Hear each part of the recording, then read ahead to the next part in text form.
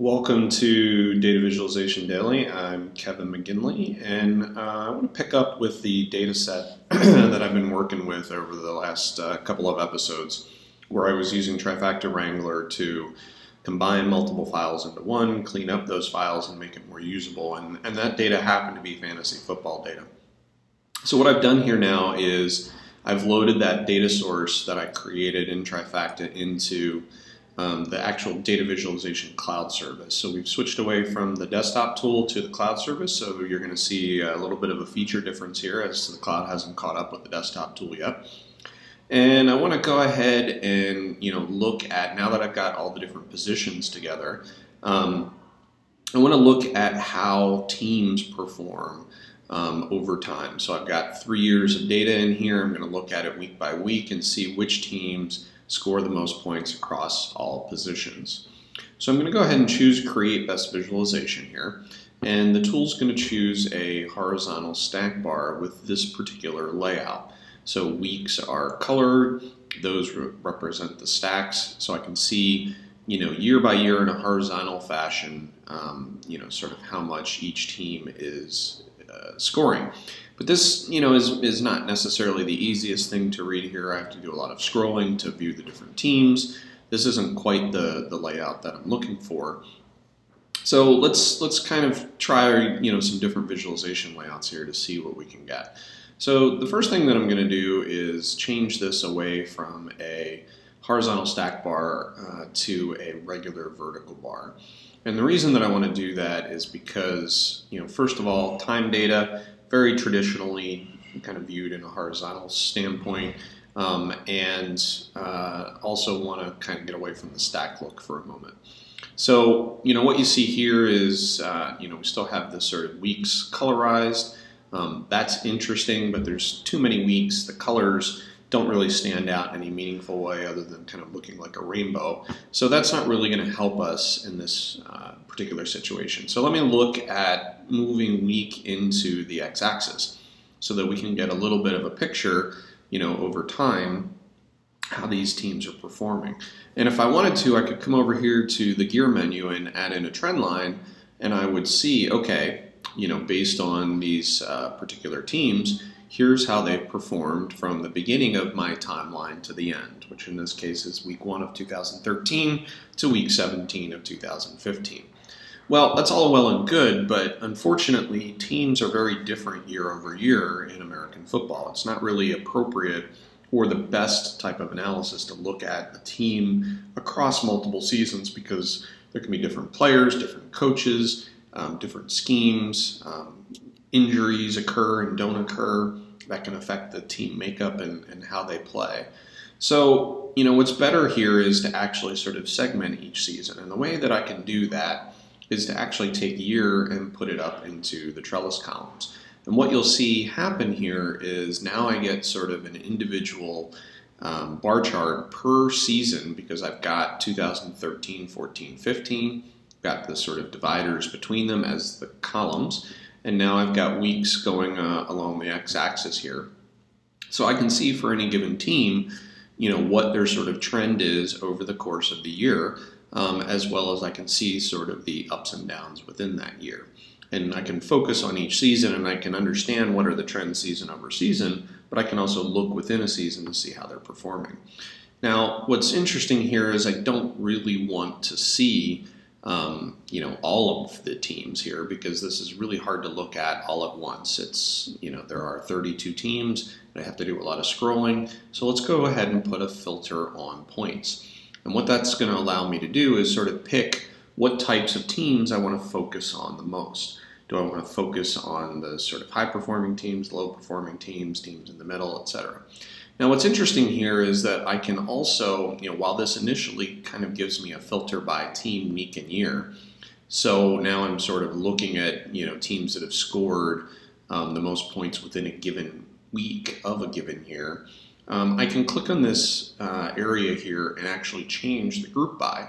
That's going to allow me to do an analysis like, okay, let's focus on the teams that have scored the most points over a 3-year period.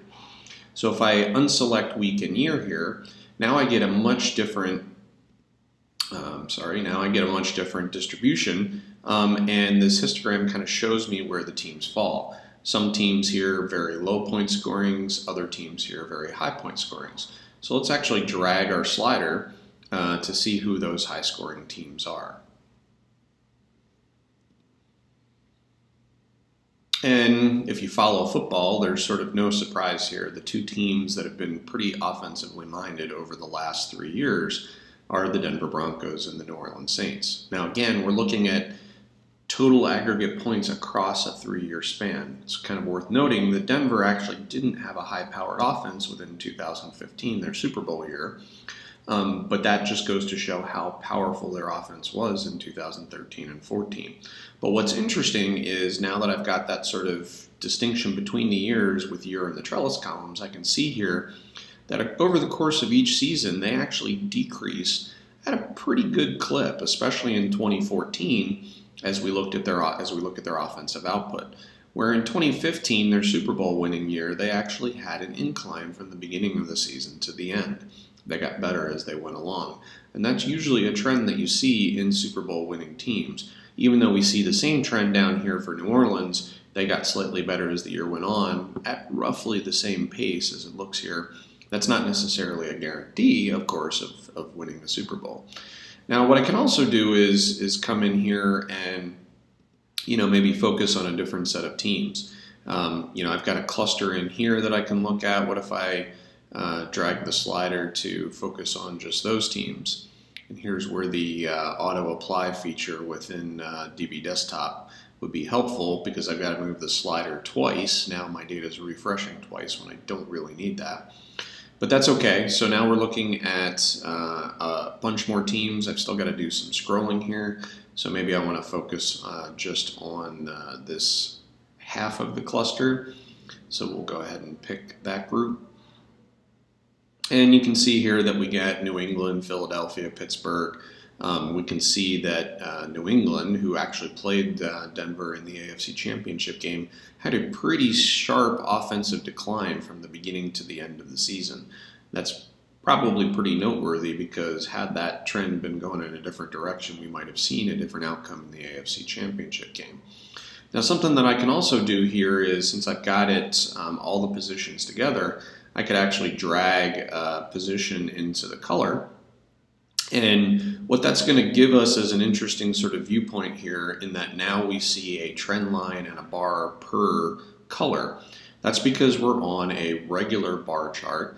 And this is a little bit messy to read. Colors don't help us, too much going on. So here's a good example of where we would switch back to a stack bar, so that we could see still the trend line for the team as a whole over the course of the season, but we could get a sort of position by position breakdown in terms of, where they had a pretty significant output.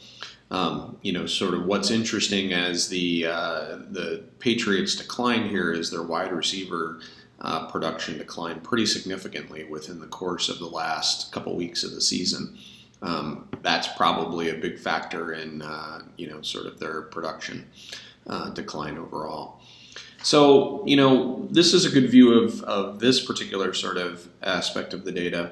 What if I did want to sort of look at that sort of 3-year trend of what's going on? If we did bring years back down into the category axis, or the x-axis here, what would that mean, and what could we do to sort of make this a little bit easier to read? Well, what's not necessarily intuitively known here is that these drop zones can actually hold the same column in multiple zones. So I can actually bring year and drop it here in color, and what that's going to produce for me is, even though I've got my sort of year and week stacked in the x-axis here, I can see the overall 3-year trend for each team, as well as I can see what the year-by-year breakdown is using that color differentiation. And since I only have 3 years to work with here, that color differentiation stands out pretty well. So these are some tips around how you can use the filters, trend lines, how you can position the columns within the drop-downs, how you can use color to enhance things. Just a variety of different tips for sort of arranging your visualization to kind of get what you're looking for. So thanks for watching. This is the last episode before the American Thanksgiving break. We'll be back on Monday with a new episode of Data Visualization Daily. Thanks for watching.